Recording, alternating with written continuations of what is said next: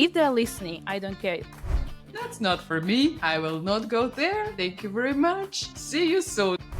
No matter if you're a good teacher, if you're the best teacher in the whole world, you can't do it on a regular basis. For me, it's not worth it. And to be honest, some people don't even notice. No, I'm not doing that. All the teachers who say that they prefer group lessons, they just want to milk your money, and that's it.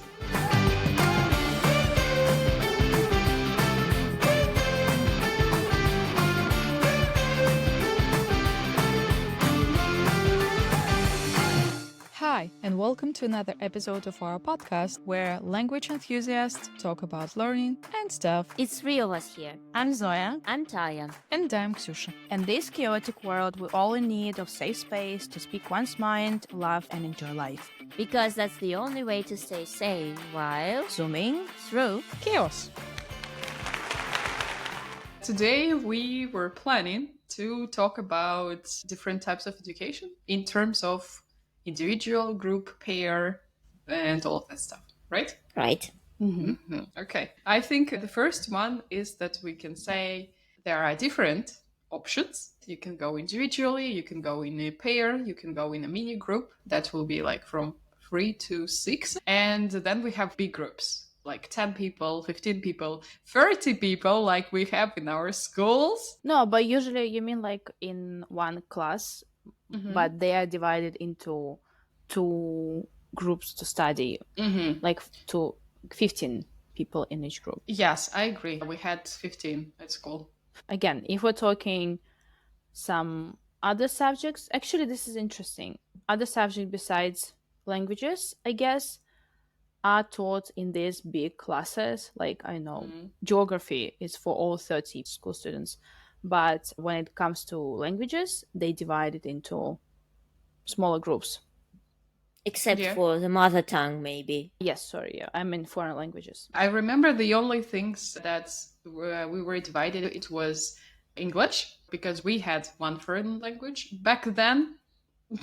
That's old times. And also we were divided for, is it technology in English? So when we were like, girls were cooking and boys were making furniture. Oh my god, I forgot the name. But it's like home something. Homecraft. I have no Yes, idea. definitely. I forgot. Crafts, actually. Crafts, I think it was for boys. But for girls, I don't know, like keeping household or something. Because basically that was what they taught us. Like you need to cook. Knitting. You need to know how to sew, or knit, or... You were taught knitting? Yeah. And sewing. Yeah. No. But I was bad. I'm still bad. I would like to learn though. I think it's fun. I'm old now. So basically that were the only lessons. And why do we have these small groups for foreign languages? Because it's more efficient to learn foreign languages, I guess, in smaller groups, because you need to strive for more individual approach, which again our school system never did. But they tried. Yeah. But again, I think Taya has another example. Of a big group? Yes. I am. That's actually, again, Japanese. I'm learning it with my group of 20 people, I guess. Initially, at the A1 level, there were 25 Seriously? people in the group. Yeah. And that was amazing. And you still learned something? Yeah, totally. Learn online, of course. We do these breakout room sections where we talk in small groups. It's not that efficient, maybe like in a small group or with 2 people in pairs. In pair, yeah. It's less time for talking, but still it's much more fun, I think. So many people, you can go out sometimes. Oh, like during the lesson? What do you mean? Leave the lesson? You get to know different people. You mean like hang out together. I see. I was like, go out of Not during the lesson, sorry. Oh, like, so many people. Why not? Like we were like, okay, it's so many people, they will not notice me like going somewhere having some lunch. Well, when you learn online, it's also possible. Yeah. I had students who were terrified to have individual classes because even if you have a group of, I don't know, like even 8 people, sometimes life happens and only one of them comes to your lesson. And I had students who were like, am I going to be alone today? I'm like, yes, you get to have an individual class. No, I'm scared because like all the attention only for me, and I don't want it. Everything was fine. They survived and stuff, but others are very into it. They're like, oh, cool. Like I want to have this individual class. This is so nice. Like we're just gonna like talk and everything's for me. So it might depend on the personality. For sure, it depends on the personality. Right now, I'm transitioning some of my students from individual lessons to pair or group lessons. And some of them are like, okay, good, sounds great. I will have some practice. I will be exposed to more accents and a wider range of vocabulary. But I have a couple who said like, no, that's not for me. I will not go there. Thank you very much. See you soon. That's it. So it really depends on the personality. And I know that for some people who are like naturally shy, they can feel anxious if you propose that. So with some of my students, we had some kind of Disagreement? not disagreement, but like test drive, I would say.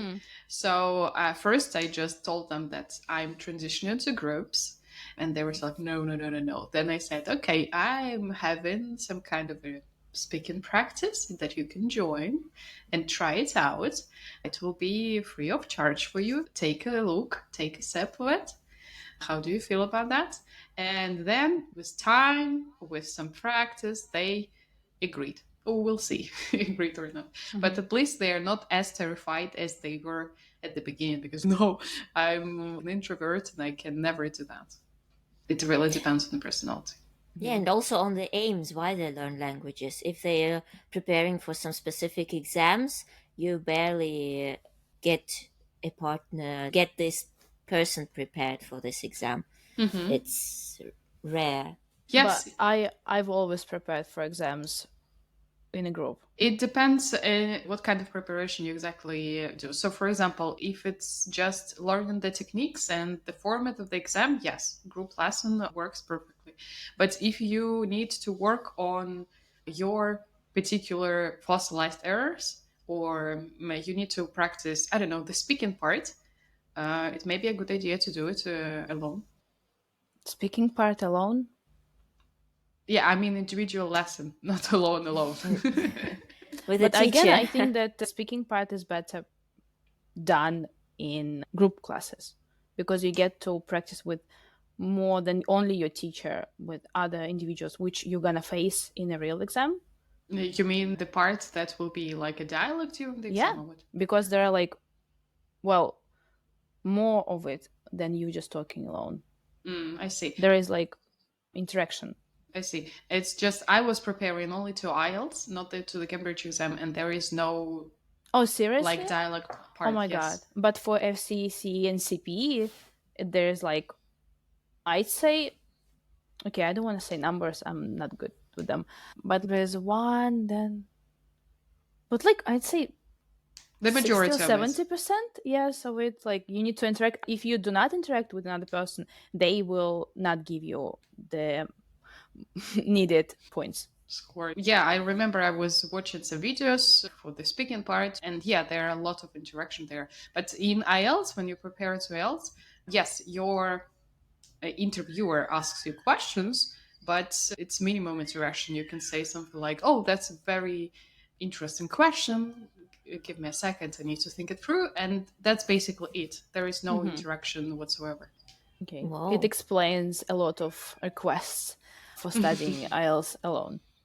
So yeah, it depends on your aim. But again, as I think we mostly teach adults, they are mature enough, I guess, in learning languages that they know what they really want. And some people want group classes, and some people only want individual classes, and maybe not because they're shy or introverted or something. This is just the way they prefer. Again, maybe because it's attention thing, they want all the attention to them. They won't speak maybe to their teachers only, or they can then find, I don't know, a speaking club or something to practice. But lessons, they want like all the material to be tailored for them. Yes, there is demand for that individualized lesson.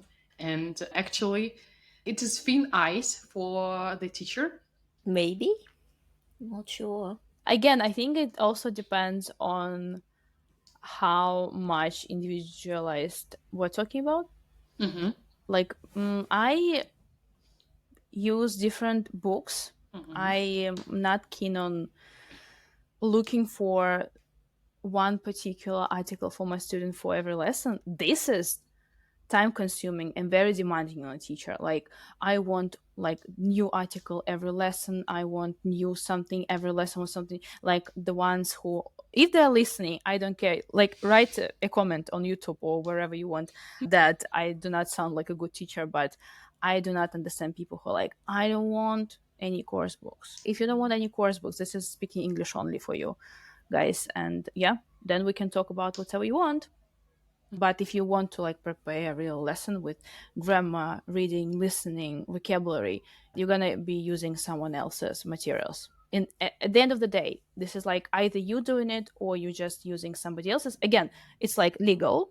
They upload it themselves, or you can pay for them even.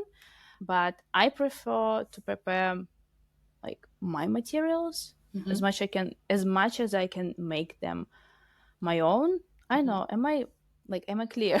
Yes, you're making sense of it. Okay. Yeah, like I'm like so yeah, that's what I'm talking about. So if you are doing it without any course book, without any guidelines, let's put it this way, and only on authentic 100% authentic materials without any books and stuff, it is so time consuming that you will eventually go to burnout, which is not a good place, believe me. So that's why I'm saying that. Tai, do you also use the course books, or you were like tailoring it away? Of course, I use course books. It makes your preparation for the exam, your language learning, more systematic. No matter if you're a good teacher, if you're the best teacher in the whole world, I don't know, you can't do it on a regular basis systematically enough without using others' materials, without using some hints from other teachers, from authors of other books. So I rely on textbooks really in this question, in this issue. So I wouldn't say that it's like not possible 100%, and no matter how professional you are, but I think it's just not needed. I do believe in the community and in good communication between colleagues. So if you know that this person creates great material, why not use it? Or if you know that this is a great book, why not use it? So I believe it's kind of like a collaboration and bring in all the best from the industry into that. True. And again, I've tried different ways. I tried only one book. I tried combining several books, and this is demanding. Like when you have to keep track of all the topics, when you take them from different places, there's like so much stuff going on. So I can like say with some expertise that, again, for me, it's not worth it. And to be honest, some people don't even notice the difference. So like you like trying to do everything cool and authentic, and they're like happy with speak out, you know. So like, yeah, why do this? Why? And actually, speaking of like our topic today, if we're talking about group classes, I think majority of teachers use one course book because it is very difficult to combine several course books or several sources. Vocabulary doesn't match. It never matches. The vocabulary, the grammar they had before, it's always differently. It's always different. And actually, it seems like our episode is about books, not group classes. But I need to say that the methodologists who actually design the books, They know what they're doing, and all the grammar or vocabulary that were introduced before usually incorporated in the next units, and that is the key benefit of using the book, because it's recycled. And reused all the time. Yes. And this is funny how I noticed it, but I'm not sure my students do. I'm like, oh, like this word we had last lesson. Okay. Lately, I started to point it out to my students. It's like, okay, we read. Shaming them. No, not shaming. No, it's like, how dare Do you? you remember not... this word? Why not? How dare you not to?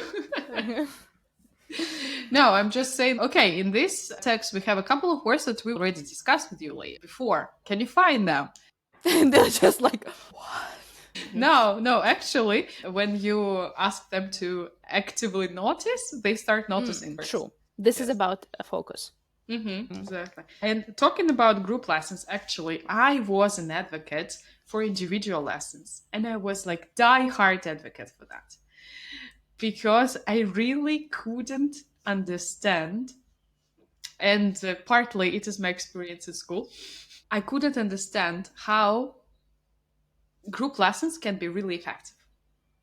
I don't know why I kind of brushed away the lessons that I had in university, because they were quite effective. But we will not go there. But the school ones were more traumatic. I guess so, yes. And only individual lessons are effective, and all the group lessons, all the teachers who say that they prefer group lessons, they just want to suck money out of your pocket, just want to... This is like putting a lot of teachers on spot now. So they just want to milk off your money, and that's it. That's the only reason why they are launching groups, not individual lessons. I was wrong. I do say that I was wrong. Thank you. Yes, this is my responsibility. I acknowledge that. But worldview changed completely after I took part in group lessons and in effective group lessons, and I saw the benefits of it. So for those of our listeners who are on the side with my previous self, can you please explain what are the benefits of group lessons? Tai, you already said that it's much more fun. Why? Well, because you interact with more people, first of all. It's more interesting because you face other examples, experience of others. The second point is that you learn something systematically. Yes, again, according to the book, you do some exercises, but still you can have different points of view, and you get some insights during the lesson. It's more, I don't know, it comes more often, maybe, than if you learn just with a teacher. I don't know how to put that. What do you mean it comes more? What comes? Yeah, what comes? The insights, some new vocabulary, some new points of view. I don't know. It's maybe philosophically speaking, but still something like that. But the second thing, you don't get so much attention during the lesson. Which is good? Yes. And you Why so? can look up some words when you want to say something cool. You can look up words while others are speaking. Well, this is bad. You're not listening to others. I also don't like this one. I know the students do it, No. but I hate it. Sorry, but if you want to use some new word and you're, what is that word, during the lesson, is it better than if you already It's looked better up a not word? to use the word, but listen to what other people are talking about.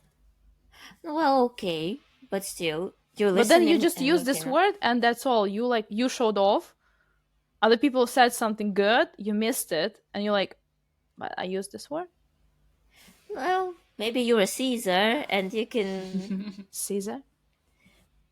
Caesar, like you can do two things at a time, like Oh my, simultaneously. Not the salad, but But the cell helps to understand. It's okay to use the words, and not okay. It's great when you use the words that you already discussed.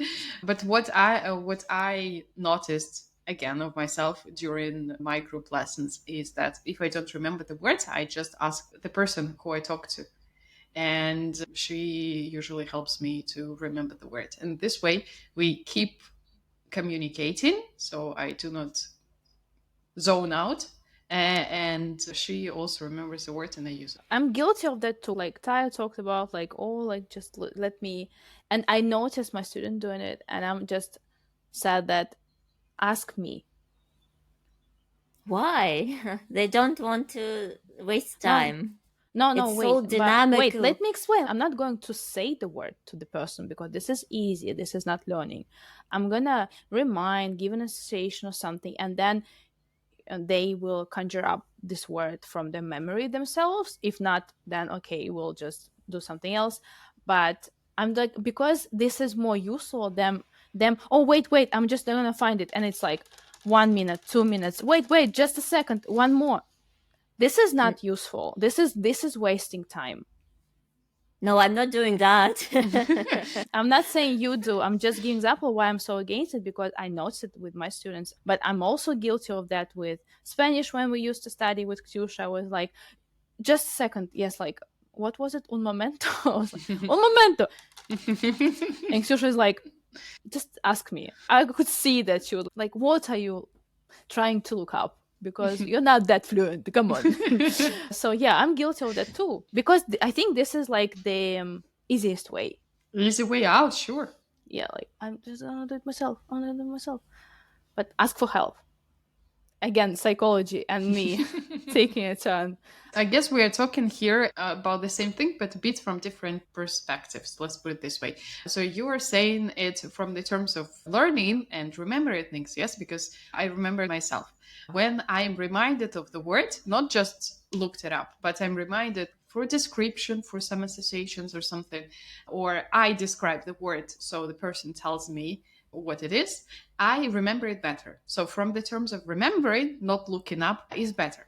I guess, Daria, you are saying that from the point of like, I don't want to ruin the flow, so I'm kind of really quickly looking up, brushing it into the flow of speech, and we are going over. Am I correct? And it's also a new word, which I don't know, I have no idea of. Mm-hmm. It's basically if a student wants to know some new word, he could ask you in Russian and you translate as a teacher. I can't say it because I don't know it. You can explain it. How? Like, explain the meaning of the word. Yeah, like, oh, I forget this thing that I used to like clean my floor, like, this stuff, it's electric and whatever. They know the words. Even elementary, they know some basic words. Well, if it's about learning the word, if it's not about remembering what I talked about earlier, if it's about learning new words, you say it just when they explain it to you without looking up. Because sometimes, and I've had it so many times, they're like, yes, I'm just going to look up the word. I'm like, okay, do your thing. And they look up the word and it is not the right word. Because as you know, English, and I teach only English, has many meanings. One word has so many meanings. And they're like, this is the word. And I'm like, no. And they're like, how no? Like it says, I like Google translated it. It says this. I'm like, unfortunately, it's not. So I'd better say the right word in this context for them than them looking it up, maybe remembering it already, because some people have visual memory. And they're like, this is the word. I'm like, no. So I'm exaggerating. I understand it. But this is why I chose it. But I also understand Taya's point of view, because in group classes, it's much easier to like look up something, because again, teacher maybe is dealing with somebody else's crisis in the breakout rooms especially, and you're just like chilling. Sometimes nobody is perfect and many people start thinking during the lesson, and it's also a waste of time. And during this waste of time, you can look up something because there's nothing going on actually now, while somebody is thinking, what was it? This is not the best promotion of group classes right now. Yes. But can we agree, actually, adding to the point, that group classes are chaotic. Yes, they are. Like, it doesn't depend on how good a teacher you are. I messed up the How good of a teacher you are, it's okay. Thank you. How good of a teacher you are. It doesn't depend on it. You can be the greatest of them all. You still, something happens. Somebody like can't remember the word. Another one is like, I don't know, dealing with their emails, and like something is happening, especially online class. So yeah, fun but chaotic. I guess in here it just goes hand in hand, fun and chaos. I wouldn't say that it's a waste of time, but there are some lapses, let's put it this way. So, for example, some people finished earlier, the other people are still in the process. So there is a bit of a lapse. Yeah. So fast finishers and slow finishers. If the teacher is great, he can come by, give some extra task for the first one, help the second ones and stuff. But there will be some lapses, which is okay. It's not like, okay, we have 60-minute lessons, so 20 minutes we are having some crisis. No, it's not like this. But there will be just some bits and pieces where you need to regroup somebody, or somebody didn't understand the instructions, just like any, I guess, group activity that you have in life. So there will be some lapses. And it's okay, just because it's a number of people who are different individuals and have their own ways of doing everything. That's it. But I want to point out that in terms of real life communication, it's much closer to what you will actually experience. Because lots of people are exposed to only, for example, the way of pronunciation of the teacher. And then people try to move somewhere again. Welcome to our episode of moving.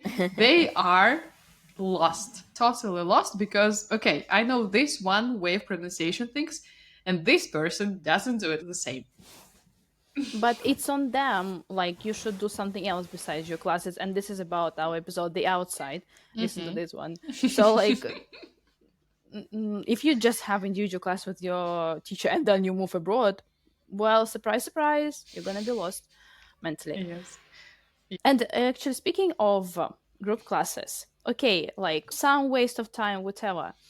But then, and I've experienced it myself firsthand, when people just do not get on with each other. Mm-hmm. And this is, you as a teacher, you need to deal with it, unfortunately. Mm-hmm. Like, I've never heard, this is about offline classes, but I had 2 men almost fighting in my class because one was like very physically. Yes, I was scared. I'm not joking. I was scared because there were only 2 of them and me, and there one was very like cheerful, like, oh, come on, let's do it. And another one came there to learn. He was not having all this fun, whatever. Like, let's just do this exercise. Let's not have any jokes and whatever. And at some point, the serious one just snapped, and I was like, didn't feel good. So this is, of course, an exception. But again, I had students who like do not get on because one is very loud, another one's very quiet, and because like they have to study in one group, they kind of have to get on or get along. It's rare, but I know. Have you ever had any experience like this? Yeah, sure. In every group, there is a person who everyone hates. I wouldn't go there, but okay. Now Taya is exposing more about her Japanese classes than we need to know. Yes, I'm not telling you. Yeah. I think I am a privileged one because I don't remember anything like that. Good for you to acknowledging your privilege. Yes. It's very important nowadays. I guess I am, because the group that I'm finishing the course this week is just perfect.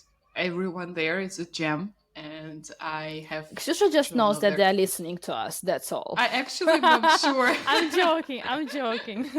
And in my university, I don't remember anyone like making others' life miserable. And in my group, actually, yeah, I do sound like a privileged person. Like, everything is great. No, I think you sound more like a very positive person. That's it. You do not see this negative, maybe. I do see it more, so I might attract it. Guilty. Maybe that's the point, yes. Yeah. I'm a very balanced person in this way. I never say that my opinion is the only one that is correct and stuff. I always like, okay, if we have a polar ones, just let's, you do you and I do me. That's it. We do not clash our personalities. Let's agree to disagree. And I am very easy on that. So maybe I just have never got into a fight with the person who is saying like, no, you listen to me. I need to tell you, you are wrong. Maybe that's the point, but I haven't experienced that. And again, if we're talking about learning, you can choose like to continue learning with these people or not. Or if you're a teacher, you can talk to the students and say like, okay, we are having the situation here. We need to work it somehow, work it out. I guess that will be it. It's totally the same as the real life. So in real life, not all the people are very easygoing. So it happens the same here. If you are very afraid of having a situation like this, you can opt for individual lessons. And I actually wanted to say a few words about individual lessons because right now, when my view on the topic shifted, I see individual lessons only in the terms when you really need something specific. Yes, something specific, or maybe when your schedule is not stable. So I have a student, Larissa, she is great, but right now she is working, I don't even know, like it used to be like shifts, but it used to be 2-2. So 2 days she was working, 2 days she had her days off. And right now they are kind of changing something in her department, and she can work like 4 days and then like 2 days. And we are shifting the lessons with her. So for her, I do not think that any group lessons will be an option because her schedule is always moving. Or I have students and we are having the lessons really early in the morning, not really early, but early in the morning. And sometimes again, we shift the lessons because she is going to business trips a lot. Again, so for her, individual lessons is more of an option.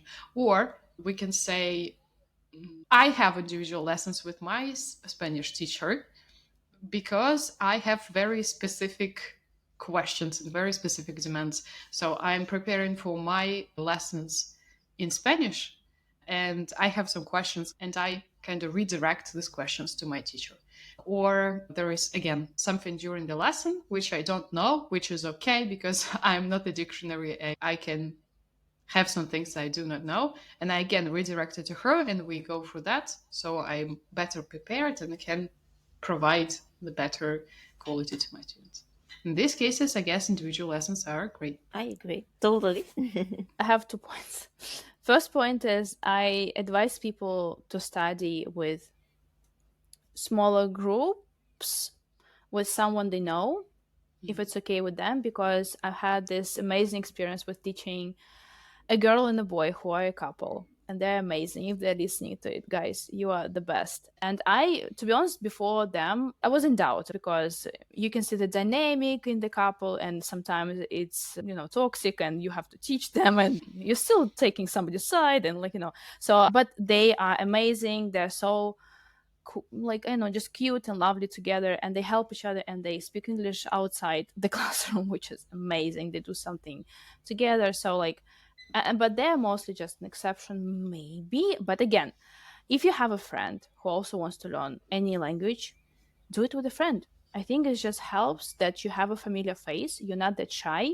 And we used to do it with Ksyusha. Well, kind of we weren't friends at that point, but we were studying for TKT. Yeah, it was kind of like buddy. Yeah, it was fun because I was like, oh, I know her a bit more. And it's fun. And as a second point, is that I now suggest my students to have hybrid type of classes where you have individual class and then a group class somehow. If you can afford it, if you can find it, it might be just a speaking club or whatever. But I used to work for an IT company where I taught group classes, but I also had some individual classes from those groups. And it's much more helpful because again, you have more specific questions. So I always recommend now, if they're having individual classes with me, find something with groups because yes, it's more like a real life.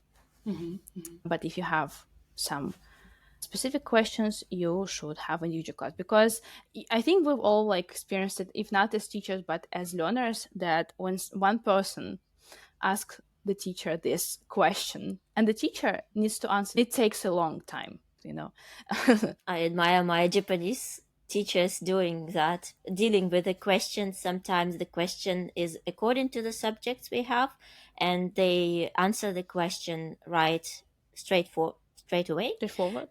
Straightforward. And sometimes if it's off topic, they just say, let's remember this question. You can ask me after the lesson, after we finished the whole class. I would give you some 5-10 minutes after the class, and I can answer your question afterwards. That's actually a very good technique. Good, if you have time. Agreed. I think I've started to reflect it on my group lesson with my Spanish group. And if there are, again, the questions connected to the topic, yes, I answer it right away. But if the question is not connected to the topic, maybe I have just very conscious students, but they do not ask it during the lesson, so they can write to me and answer it separately. I hope it just shows that I'm a friendly person that you can write outside of the lesson and I will answer that, but they're doing that. And I would not say that if we're talking about mini group, and I'm a fan of mini groups right now, I still believe that all the questions can be answered. I believe in that balance between individual and group dynamic. So even during the lesson, I include some exercises that are individual. So the person goes on their own, and then kind of on the production stage, they just talk all together. So they're a mix. And for now, I think it's working out pretty well. Again, if we're talking about some homework, if they're doing homework, we have like individual feedback, and often people again can ask me. It all works out. And during the lesson, we have that communicative part. This much more fun that Taya talked about, so they are in the real one. But I do love the idea about the hybrid ones. So if you have an individual lesson to go to some other part, like speaking practice, whatever, that's a great idea. Cool. I'm also into everything, so I see pros and cons in everything, and I can't say I'm into something in particular. So individual groups, small groups, it's all cool. I can say that as a teacher, I already expressed my opinion. Like, hybrid is the best as for me. As a learner, to be honest, I can't imagine myself learning something from the very beginning in a group. And I understand elementary students very well. I am very shy. I don't want to sound stupid or silly or whatever, which people never do, but I have it in my head. So I prefer individual classes at the very beginning, but then like I'm ready to move on to group classes, because all the examinations, all the like teacher something stuff like TKT, I always studied in a group, and it was fun and it was efficient. So like, yeah, but from the very beginning, but this is just me, my like complex or something. I want to study with a teacher and sound stupid to only one person. Maybe you just like spoke someone's mind right now. I hope, guys, write in. As for me, I am a fan of small groups, as I've already said, and I do believe in the individuals ones if you're having some specific thought in mind. So I guess we will wrap it up. Check our YouTube channel, check our Telegram channel, and thank you very much for listening to our podcast. Thank you, guys. Bye-bye. Bye. Bye.